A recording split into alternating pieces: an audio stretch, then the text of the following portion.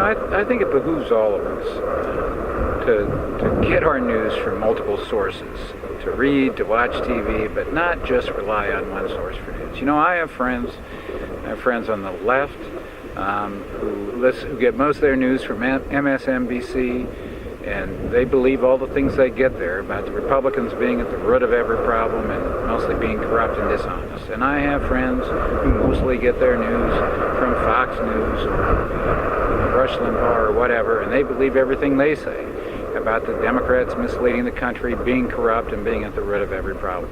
And the truth is that neither one of them is accurate. Both of them are oversimplifying the problems. All of our problems, we have problems in this country.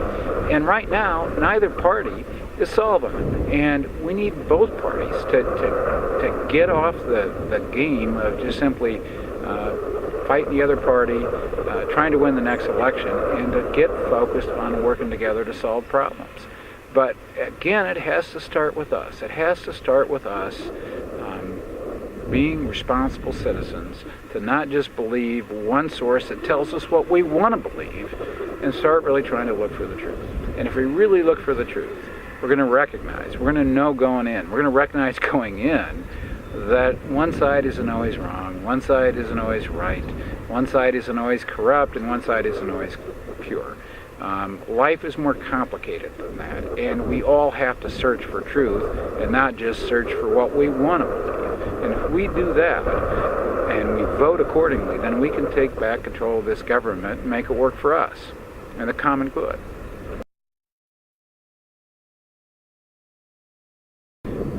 And I think the solution to these problems have to start at the grassroots. They're not going to come from Washington. They're going to come from us. And we can get at them in several ways. One of the ways we get at them is that we shut off the partisan media. And there are a couple ways we can also get at the undue influence of money in politics. One is, of course, we can demand reform in the way we finance campaigns. But the other thing we can do is we can just stop paying attention to the ads that all this money buys. As long as we cast our vote based on who has the most attack ads on TV, money's going to be powerful in politics. But if we as citizens start committing the effort and taking the responsibility as responsible citizens to look beyond the ads and understand what candidates are for and about and vote on that basis, if we do that, we can start neutering the power of money in this process. But it's going to have to come from us. It's not going to come out of Washington. Effective democracy depends on responsible, engaged citizens. And to be responsible citizens, each of us has to genuinely and sincerely look for the truth, and not just look for what we want to believe, or what we want to be true, or what reinforces what our side would like to believe. And if we do that, if we take seriously our role as citizens in a democracy, that this is our government, then we're going to search for the truth, and we can take back control. But if we're lazy, and if we don't do our job, and we just go around and listen to what we want to believe is true, then democracy is not going to work very well, and we're not going to fix this problem.